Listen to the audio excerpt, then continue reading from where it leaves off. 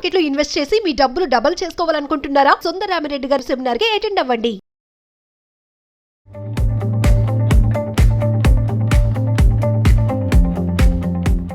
Suman TV ప్రేక్షకులకు నమస్కారం. నేను మీ అనలిస్టు మందడి కృష్ణారెడ్డిని మాట్లాడుతున్నాను.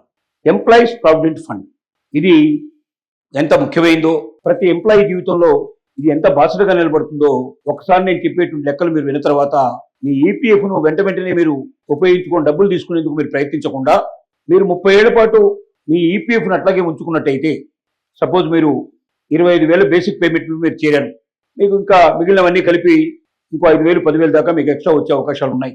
కానీ అవన్నీ కటింగ్ పోగా మీకు 25,000 పర్ఫెక్ట్గా వస్తుంది అనుకుందాం.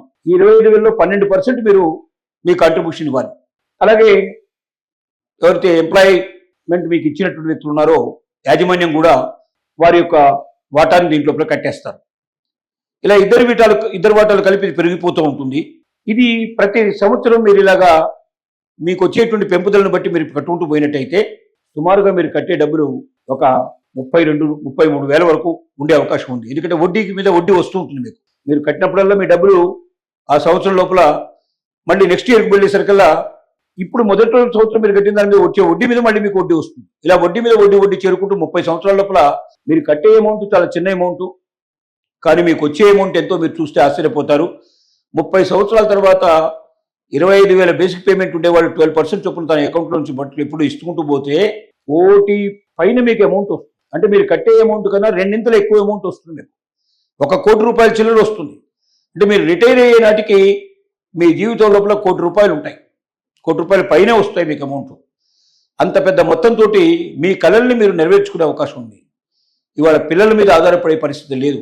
మనం అప్పో తీసుకొచ్చి మన దగ్గర ఉన్నవన్నీ అమ్మేసేసి పిల్లల్ని చదివించాలని మనం అనుకుంటున్నాం. కానీ అలా చదువుకున్న వాళ్ళల్లో తల్లిదండ్రులకు ఆసరగా నిలిచేవాళ్ళు, తల్లిదండ్రులు రిటైర్మెంట్ అయిన తర్వాత తల్లిదండ్రులు చూసేవాళ్ళు, తల్లిదండ్రులకి అవసరాలు తీర్చేవాడు, తల్లిదండ్రులకు ప్రేమానుభవాలు అందించేటువంటి వాళ్ళు 100కి 70 మంది నుంచి 80 మంది కాదు అని చెప్పగలిగే పరిస్థితి వాళ్ళు ఉన్నాయి. 10-20% మాత్రమే ప్రస్తుతానికి ఉంది. అది ఇంకా కొన్నాళ్ళు పోతే 5% లోపల పడిపోయే పరిస్థితి పడుతుంది. ఎవరి స్వార్థం వాళ్ళు చూసుకుంటున్నారు. పెళ్లి కాగానే భార్యను తీసుకుని వెళ్ళిపోతున్నాడు. అప్పుడు అడపడ తప్ప అప్పుడప్పుడు సెలవులకు వచ్చిపోతూ ఆ తర్వాత అది కూడా రావడం మానేస్తున్నారు. చివరికి తల్లిదండ్రులు చనిపోయినారని తెలిస్తే కనీసం వచ్చి అంత్యక్రియలు కూడా జరపకుండా నేను డబ్బులు పంపిస్తాను, మీరు అక్కడ కానివ్వండి, నేను ఇక్కడి నుంచి వెబ్కామ్లో చూసుకుంటానని చెప్పేటువంటి స్థితికి పిల్లలు దిగజారిపోతున్నారని చెప్పడానికి మరొక దుఃఖాన్ని లేని పరిస్థితి ఏర్పడుతుంది. ఇది వాస్తవం, ఇది నిజం.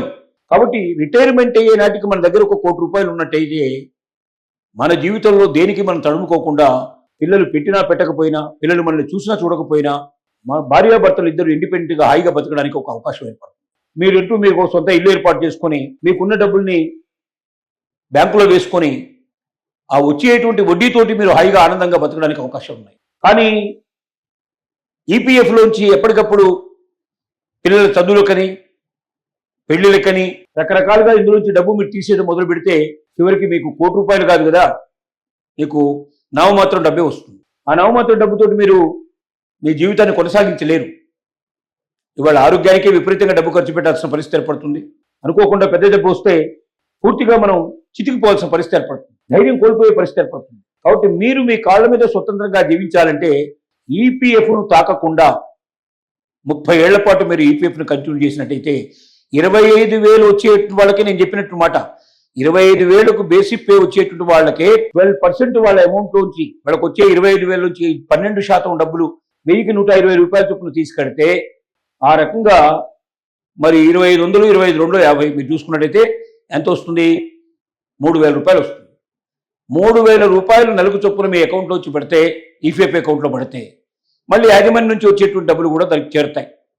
అలాగే ఇద్దరి డబ్బులు చేరి 1 సంవత్సరానికి అది మళ్ళీ వడ్డీతో సహా వడ్డీ పెరుగుకుంటూ మీ అసలు మీద వడ్డీ మీద కూడా వడ్డీ వచ్చి ఆ రకంగా ప్రతి సంవత్సరం అది పెరుగుతూ పోయి 30 ఏళ్ల తర్వాత 33,000 వరకు వచ్చే అవకాశం ఉంది.